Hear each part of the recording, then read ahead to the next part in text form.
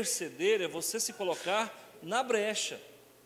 Interceder é você entrar na frente da pessoa para quem você intercede.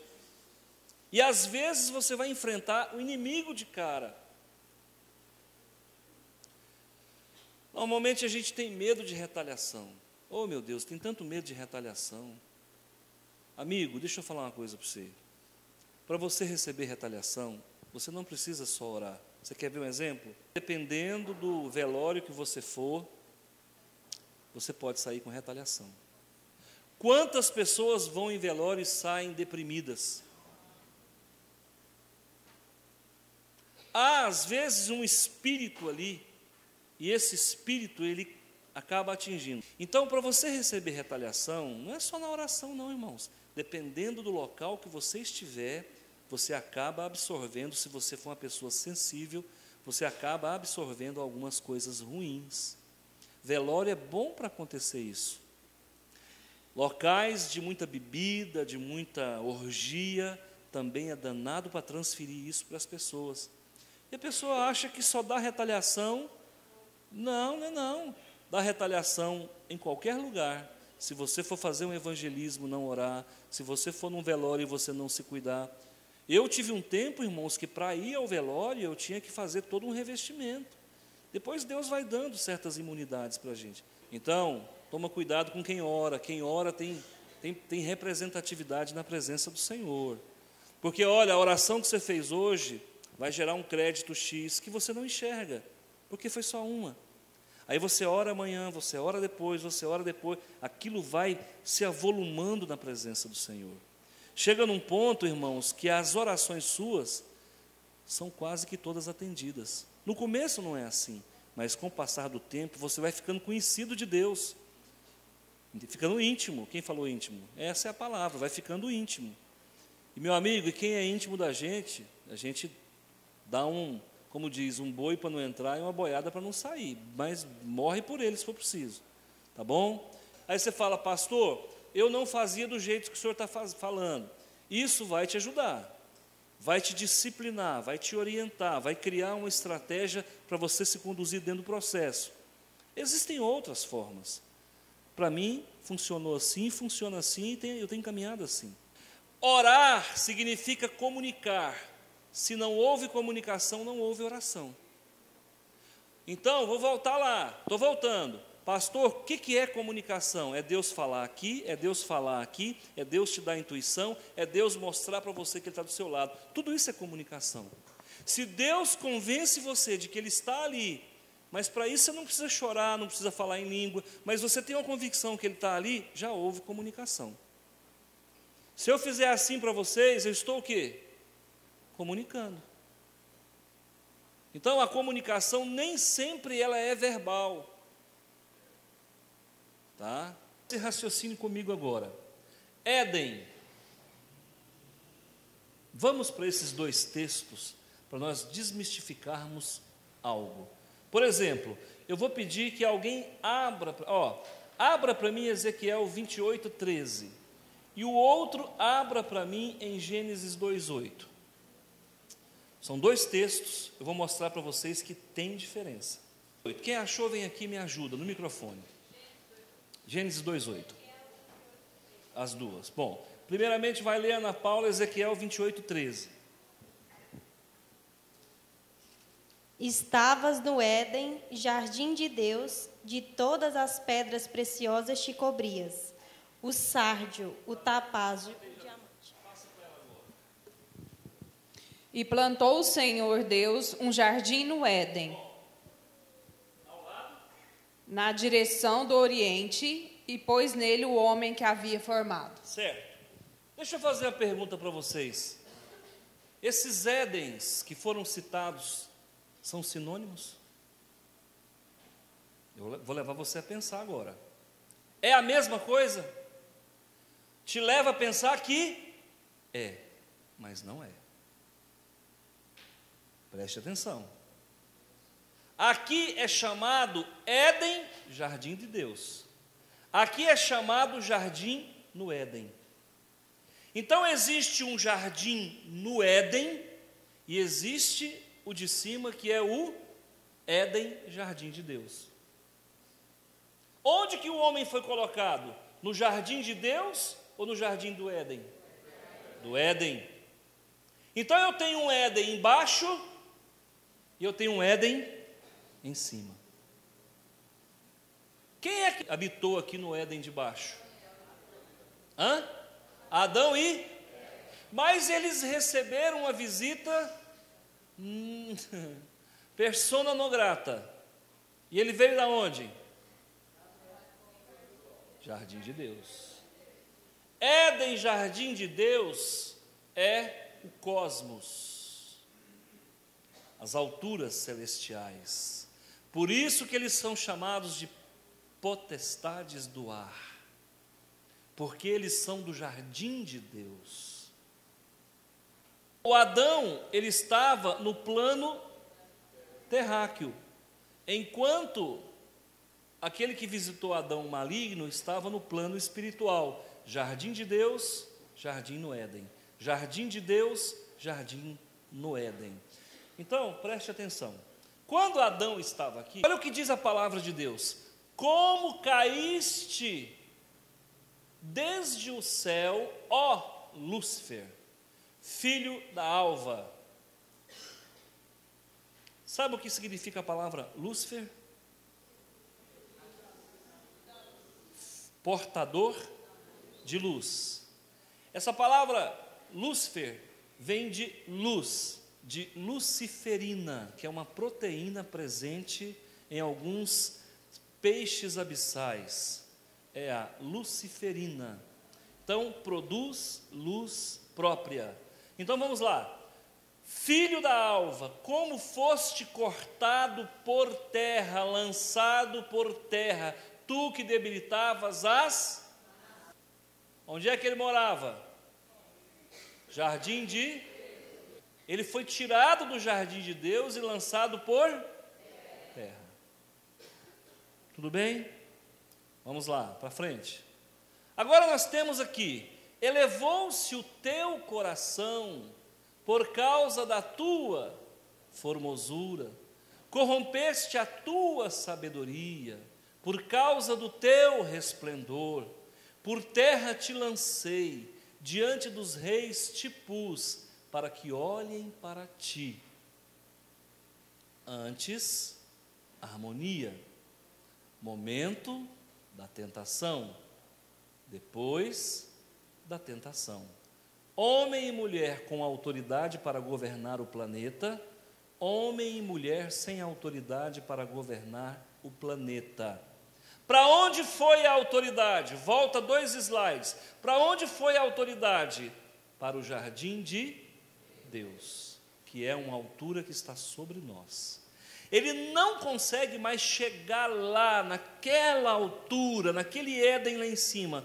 Então ele vai ficar num Éden inferior, que é mais próximo de nós. Então, hoje, onde está ele, se não pode mais entrar no jardim do Éden, ou seja, aqui onde o homem estava? Ele está na terra, mas eu pergunto para você, ele está sujeito às leis da gravidade? Sim ou não? Não. Ele vai andar como nós aqui pisando na terra? Não há necessidade, ele não está sujeito à lei da gravidade. Então, por conta disso, ele é chamado de potestade do...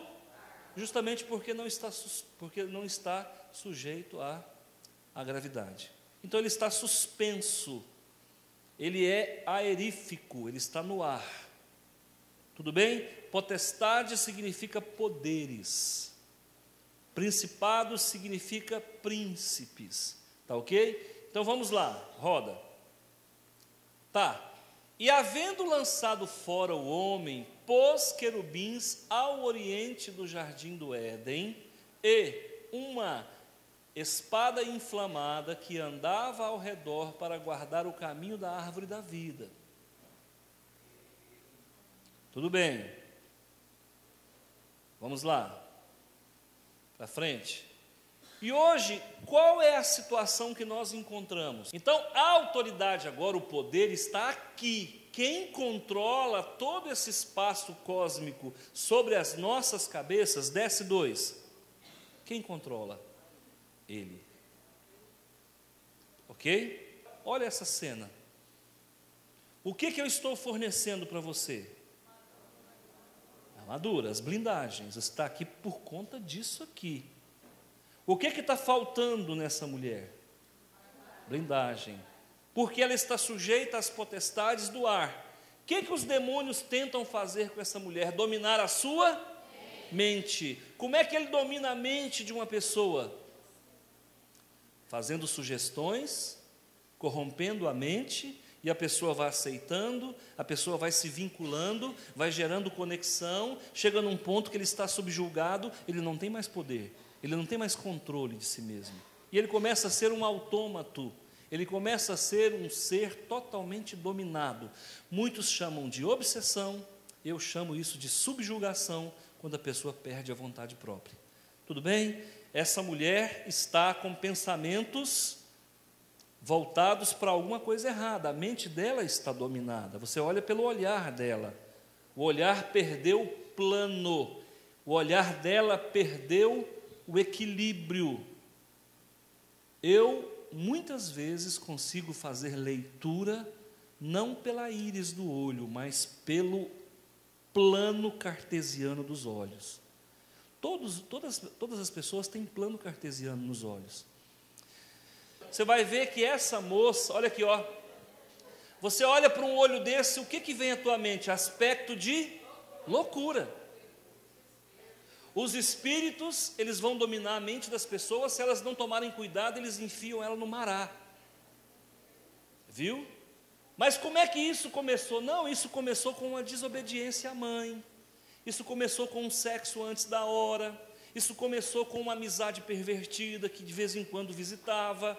E o negócio vai evoluindo, chega num ponto que perdeu o controle. Tudo bem? Vamos lá. Olha uma outra situação. Irmãos, demônio parecido com isso aqui, eu já vi as milhares de vezes.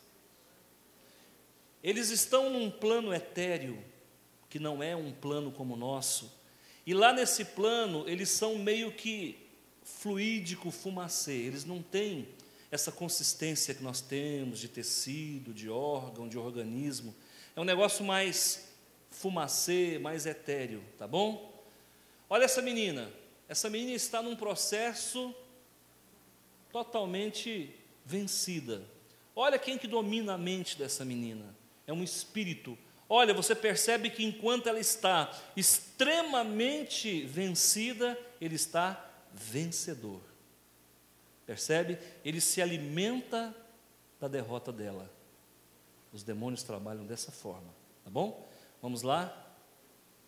Olha este. Ei, meu amigo, o povo que gosta aí do... Ei, meu amigo, bebe sozinho não, viu? Não bebe sozinho. Você nunca... Ai, pastor, eu passei ali, vi um cidadão sentado sozinho tomando uma cerveja.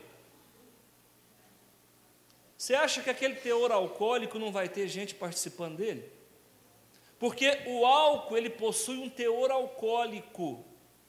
Álcool mais organismo gera emanência.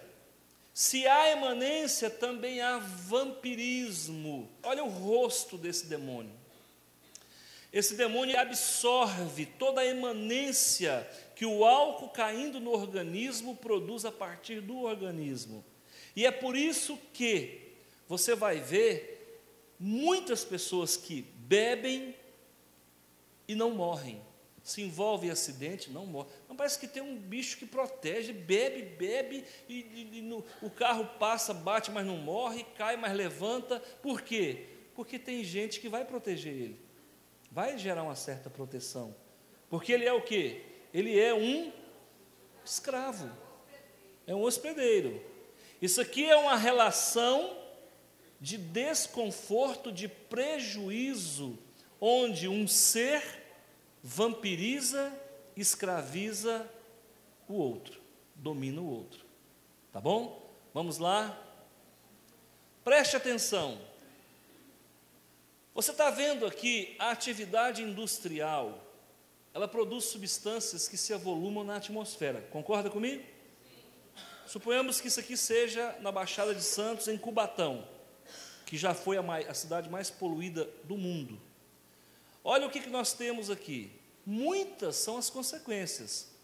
Essa fumaça que é jogada no ar vai produzir no nosso plano cartesiano, vai produzir chuva ácida, doenças pulmonares, efeito estufa, destruição da camada de ozônio, inversão térmica, entre outras coisas. Eu pergunto para você, se nós produzimos coisas que são dejetos, sólido, líquido ou gasoso, e isso se avoluma em algum lugar, eu pergunto para você, e as nossas ações pecaminosas? Produz alguns dejetos também? Claro. Isso vai gerar o quê? Crédito. Isso vai gerar o quê? Legalidade para que o maligno interfira na nossa vida. Então vamos lá. O planeta Terra, ele é formado por algumas camadas atmosféricas, a citar 5. Troposfera, estratosfera, mesosfera, ionosfera e exosfera. Aqui nesse lugar é onde viajam os aviões teco-teco, aviões não pressurizados. Esses aviões, nessa região, nesse plano aqui, eles absorvem o oxigênio dessa troposfera. É aqui que acontecem as chuvas, é aqui que os aviões voam. A estratosfera já é uma esfera mais alta. Aqui está a camada de ozônio. Nessa região aqui, trafega as ondas de rádio e de TV. É chamado ionosfera, porque os íons existem aqui e eles facilitam a propagação dos sinais de rádio, AM e FM. Bandas frequências de rádio amador, sinais de televisão, enfim. Aqui nós chamamos de exosfera, a palavra exos significa externo. Então aqui nós já temos o princípio do espaço sideral, já não é mais planeta Terra. À medida que eu vou subindo aqui, a temperatura vai abaixando, porque eu saio do espelho térmico, que é a crosta terrestre, e começo a partir em direção ao espaço sideral. Tudo bem? Então vamos lá. Eu pergunto para você, aonde está o Éden, jardim de Deus? Para o nosso entendimento, ele vai estar da troposfera para cima, tá? Qual é a região mais densa? A região mais densa é aqui. O que nós vamos encontrar aqui? Eu tenho troposfera, estratosfera, mesosfera, ionosfera e exosfera. Isso aqui é um portal de entrada. Quanto mais poluição, ou seja, quanto mais pecado, melhor a possibilidade de entrar. Onde é que esse demônio supostamente está morando? Aqui. Onde é o Éden deles hoje? Esse espaço aqui. É um portal. Pecados que se avolumam e geram impedimentos nas regiões celestiais. Crimes, prostituições, roubos, guerras, mas as vossas iniquidades fazem separação entre vós e o vosso Deus. E os vossos pecados encobrem o seu rosto de vós, para que não os ouça. Olha o que encobre aqui, ó. Você concorda que isso aqui é uma rolha? Concorda que é uma rolha? Impede, atrapalha a visão de Deus. Quando nós estamos realizando um culto aqui nessa igreja, nós temos que, em Cristo Jesus, abrir. O céu precisa abrir. E para abrir tem que passar por essa região que está sobre a nossa cabeça. Por que a gente ora tanto? Relógio de oração, coluna de oração, vigília. Por que, gente? Para gerar o quê? Uma lacuna. Bloqueia. E aí nós temos que desbloquear. E como é que se desbloqueia? Jejum e oração. Qual é o trabalho da igreja? Abrir o céu para o poder de Deus descer. Por isso que todo culto a gente tem que orar, todo culto tem que fazer corrente de oração. É por isso que a gente não pode pecar, porque cada vez que você comete um pecado, seja qual for, essa legalidade, ela se avoluma aqui nessa região. Deixa eu falar uma coisa para vocês aqui. Por favor, não me tenha por mal, eu não estou julgando, eu estou falando de algo que eu sei, eu conheço. Um dos ministérios mais atacados na igreja é o louvor. Porque a palavra de Deus diz que Deus habita no meio, mas se o louvor não é louvor, não tem habitação. O pastor, o certo era ele pegar para pregar e o céu tinha que estar assim, ó, totalmente livre. Mas o que acontece? O ministério de louvor é atacado. O que o inimigo faz? Tenta anular a ação do louvor, para anular a palavra que vai ser liberada. O que acontece no louvor? Desentendimento. Nessa igreja e em todas as outras do mundo afora. Sexo antes da hora. É comum você ver jovens do louvor em todas as igrejas metendo o pé pelas mãos. Rebeldia no louvor. Quando o inimigo não derruba pelo sexo, ele tenta derrubar pela rebeldia. A pessoa se levanta contra o líder da igreja, racha a igreja, racha o louvor, entende? Então, o ministério de louvor sempre vai ser muito atacado.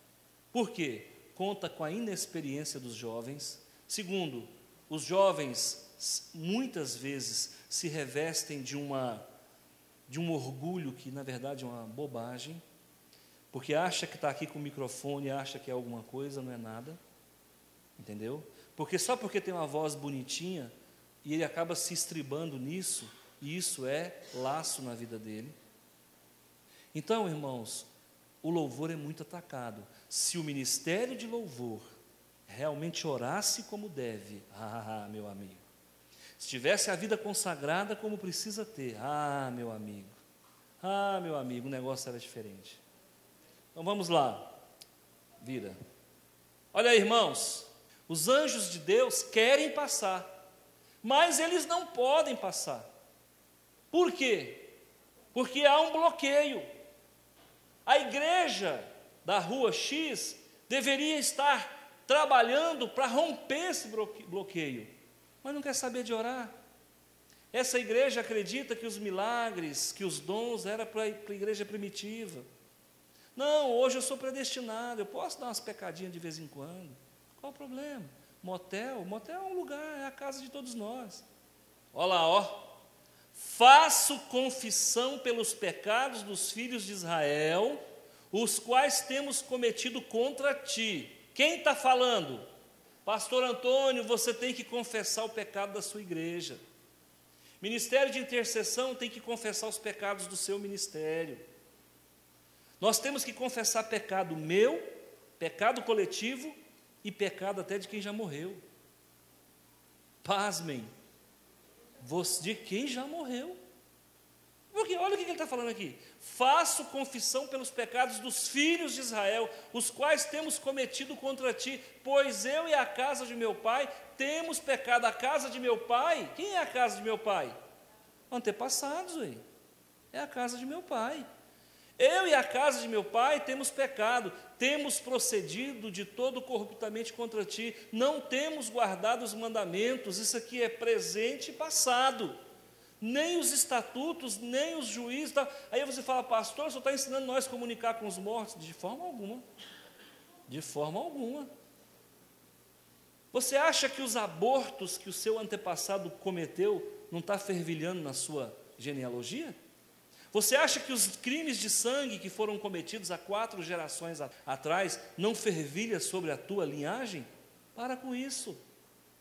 Então, haverá momentos que você vai ter que fala sobre isso. Você vai ter que confessar o pecado dos seus antepassados também. Por exemplo, presta atenção, você sabe de crimes que foram cometidos pelos seus tios ou pelos seus avós, tetaravós, enfim. Esses crimes foram cometidos. Senhor, eu me coloco diante do Senhor. Naquele momento em que você intercede pela família, você vai dizer, Senhor, houveram antepassados meus que cometeram muitos crimes. E eu sei que esse sangue derramado ainda clama por justiça. Lembra do Caim? Caim matou Abel e Deus chega para Caim e fala: o sangue do teu irmão clama por mim. O pecado ainda continua exercendo uma ação contra Caim e contra a ação de Deus. Porque, irmão, um pecado que é cometido hoje, ele pode ter consequências daqui a 200 anos. Vocês se lembram quando houve aquele terremoto no Haiti, matou milhões de pessoas? Vocês sabem a história daquilo? Há 200 anos atrás, o Haiti vendeu a alma da nação para Satanás para se ver livre da França. Eles eram vassalos da França. E naquela época, 200 anos atrás, a nação resolveu, porque é uma nação espiritista, resolveram vender a nação para Satanás para se ver livre dos franceses. E se você for estudar a história, os franceses simplesmente foram impedidos de continuar por uma força misteriosa exercendo domínio sobre os haitianos. O que aconteceu? 200 anos depois, um dos maiores terremotos do mundo matou milhões de pessoas. Escuta, uma mulher comete aborto. Onde há derramamento de sangue, aquele local fica marcado pelo inimigo. Você pode observar que fazendas mal assombradas, se você for analisar, você vai ver que gente foi assassinada ali. Você vai observar que gente suicidou ali. Lugar de fazenda de gente que suicidou, 99,9% fica mal assombrado. Porque houve um derramamento de sangue. E onde há derramamento de sangue, alguns demônios se sentem com direito de posse sobre aquele lugar. Entende? Então aí nessa hora, quando você confessa aquele pecado, você tira a plataforma que está sobre os pés daquele demônio e ele fica sem chão. O demônio sempre vai atacar a pessoa em cima de um pecado que não foi confessado. Isso é chamado iniquidade. Por isso, meu irmão, pode ficar tranquilo, você não vai estar infringindo contra a lei de Deus. Quando você confessa um pecado de um antepassado seu, você não está orando para quem morreu. Você está preocupado com a tua vida aqui na terra. Certo? Agora, se essa pessoa tiver benefícios lá, eu não quero entrar nisso. A Bíblia me ensina a não me preocupar com quem morreu. Estou preocupado comigo. Estou preocupado que o problema na minha casa existe. Então, deixa eu fazer uma pergunta para vocês. Se você, porventura, fez alguma coisa sem querer, sem saber, você tem culpa disso que você fez? Sim ou não? Sim ou não? Olha, você encontrou aqui, por exemplo, uma pessoa morta. E você estava no escuro, você não viu que essa pessoa foi assassinada e que ela estava morta. Aí, sem querer, você tocou nela. Você tem culpa, sim ou não? Tem. Vou usar a palavra, posso? A palavra fala mais do que eu? Levítico capítulo 5 diz assim: ou quando alguém tocar em alguma coisa imunda, seja corpo morto de besta fera, imunda, seja corpo morto de animal, imundo, seja corpo morto de réptil, imundo, ainda que ele fosse oculto, e torna-se imundo, então será culpado. Ou quando tocar a imundície de um homem, seja qual for a imundície, com que se faça imundo, e lhe for oculto, ele não sabe, mas ele tocou, e souber depois, será culpado. Aí você fala assim: pastor, não estou entendendo mais nada. E o que eu tenho a ver com isso? O diabo não quer saber o que você tem a ver. Ele é legalista, ele vai na lei. Ele é legalista. O aborto que sua mãe cometeu, ele não quer saber. Você também tem culpa. Preste atenção, preste atenção. O teu pai vai lá e mata o fulano. A família do fulano vem e mata seus filhos. Ele não quer saber, ele quer vingar ele quer tomar posse daquela situação e trazer prejuízo para você. O maligno não é igual nós, que temos ética, que julgamos com sabedoria. Ele pega a lei e ele usa ela no rigor da lei. Se você tocou num feto, por exemplo, que foi abortado por alguém da sua família e você não sabia. A Bíblia diz que você é culpado porque você tocou naquele feto que foi assassinado. E o maligno toma posse porque é a palavra de Deus. Como é que o diabo se apresentou para Jesus? Jogando na cara de Jesus a palavra de Deus. E ele vai fazer uso dessa palavra contra você. É por isso que na libertação, irmãos, nós vamos ter que entrar em algumas questões que não são ortodoxas para a fé cristã. É por isso que as igrejas não querem trabalhar com libertação, porque a libertação vai mexer na teologia do libertador. Presta atenção, abra comigo em 1 Coríntios capítulo 6, versículo 16. Olha como é que o negócio vai pegando. Ou não sabeis que o homem que se une a uma prostituta forma um só corpo com ela? Porque, como se diz, serão os dois uma só carne. Escuta, quando você, exemplo, o homem X, tem uma relação sexual com uma mulher promíscua, e essa mulher é portadora de uma DST qualquer, por exemplo, uma gonorreia, uma sífilis, enfim, eu pergunto para você, ele vai contrair essa enfermidade, sim ou não? Sim. Porque os dois se tornaram uma só? Casamento, união sexual também é união de alma. Há encosto, vamos usar essa palavra para ficar bem claro, há demônios que acompanham vinculados à espiritualidade dessa mulher. Eu pergunto, só no nível da carne que vai haver transferência? Meu amigo, aí onde eu falo, gente, não vai ficando não, gente, maneira, não une não faz sexo fora do casamento, você vai se arrebentar. Aí a pessoa que é adúltero, ele nunca vai ser feliz com a mulher que ele tem em casa, porque os demônios da infidelidade passaram para a sua espiritualidade, e eles vão fazer com que ele nunca seja feliz no casamento, para que ele continue adulterando sempre. Vamos lá, pessoal, vamos continuar aqui. Tá, esses anjos querem passar. Quem é que vai quebrar? Quem é que vai quebrar essa corrente? É a tua intercessão. É a tua intercessão. É por isso que quando você não ora, quando você não intercede, você vai responder por isso. Tá bom? Vamos lá. A palavra, olha aqui o diâmetro da terra, são 12.700 quilômetros de demônios sobre a nossa cabeça. São 12.700 quilômetros de diâmetro, de ponta a ponta, de demônio. Todo esse espaço está controlado pelo maligno.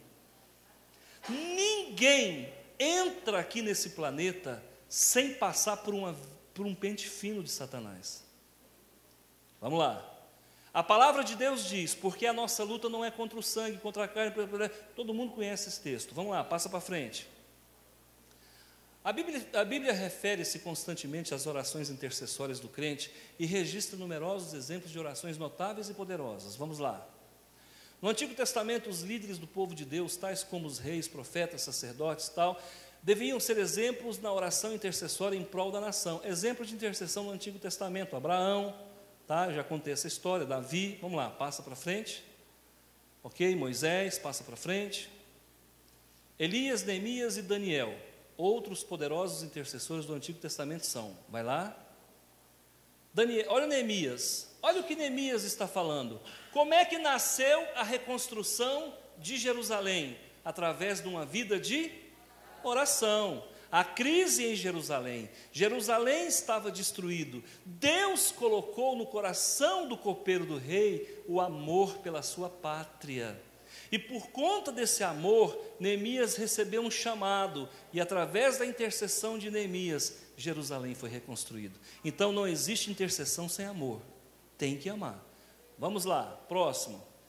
Preste atenção, irmãos, olha o poder da oração de Daniel, olha os anjos caídos, fechando o portal de entrada.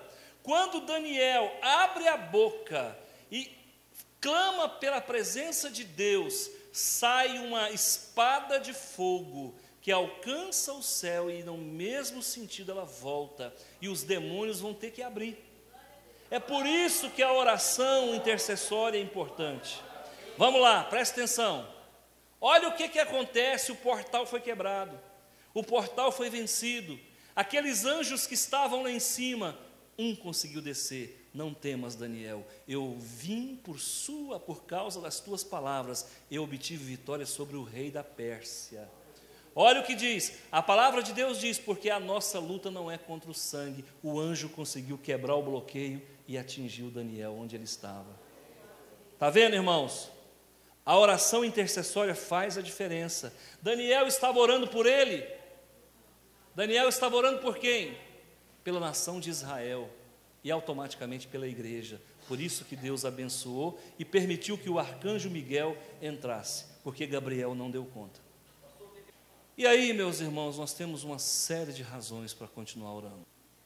Por que você deve interceder? Salvação de almas, cura, milagre, familiares, pais, mães, autoridades eclesiásticas, autoridade civil, orar pelo país, missões, enfim. Benefícios da oração: proporciona intimidade com Deus, proporciona comunhão com o Senhor, liberta e cura. Nós trabalhamos isso no segundo dia. Então, para encerrar.